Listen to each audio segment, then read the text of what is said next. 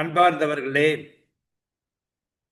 இளவன் மாட்சி படலம் என்ற நிலையில் ஒரு அருமையான பாடல் மூலமாக கிறிஸ்தவ இறையியல் தெளிவாக இனிமையாக நமக்கு தரப்படுகிறது. வீரமாமுனிவர் தமிழை எவ்வளவு சிறப்பாக அறிந்திருக்கிறார், இறையியலிலே எவ்வளவு ஆழமான அறிவு பெற்றிருக்கிறார் என்பதையெல்லாம் இந்த செய்யுள் நமக்கு மிக தெளிவாக உணர்த்துவதாக அமையும்.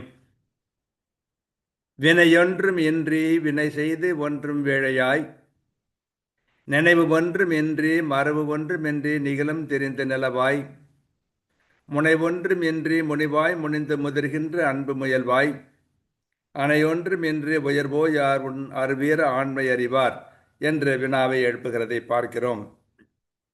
இதனுடைய பொருள் என்ன என்றால் சொன்னால், வினைக்கு உரிய முயற்சி ஒரு சிறிதும் இல்லாமல் படைத்து காத்தல் அழித்தல் என்னும் வினைகளை நீயே செய்து கொண்டு அவ்வினையில் நின்று உனக்கு ஒரு பயனும் விரும்ப மாட்டாய்.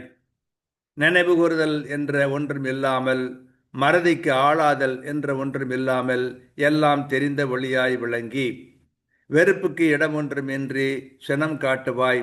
அவ்வாறு சினந்த காலத்திலும் முதிர்கின்ற அன்பிலே ஈடுபடுவாய்.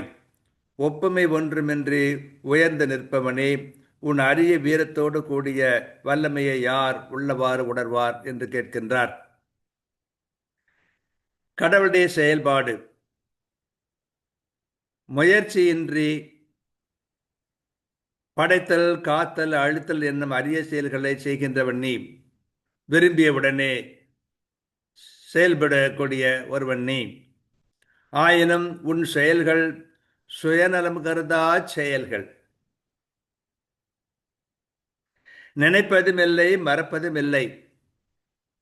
அனைத்தும் அறிந்த பேரொளியாக திகழ்பவன் நீ. வெறுப்புக்கு இடம் தாராய், ஆயினும் சீற்றங்கொள்வாய். உனது சினத்திலும் அன்பு முதிர்ச்சி இருக்கும். ஒப்பற்றவனே, உனது வீரம் என்னே, ஆற்றல்தான் என்னே, இவற்றை உள்ளபடி யார் அறிவார் என்ற கேள்வியை எழுப்புவதை பார்க்கிறோம்.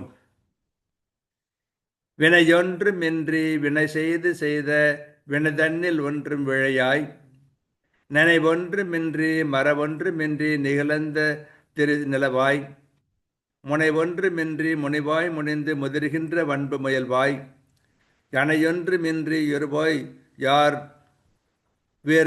வீர ஆண்மை அறிவார் என்று கேட்பதை பார்க்கிறோம். கடவுள் ஒரு புதிர். ஆகவே அந்த புதிரிலே எதிர்மறையானவையெல்லாம் அங்கே இருக்கின்றன. ஆனால் அவை முரண்பாடாக இல்லை. அத்தகைய ஒரு தன்மையை இறையடியார் வீரமாமுனிவர் இந்த செய்யுளிலே மிக அழகாக எடுத்து சொல்லுகிறார்.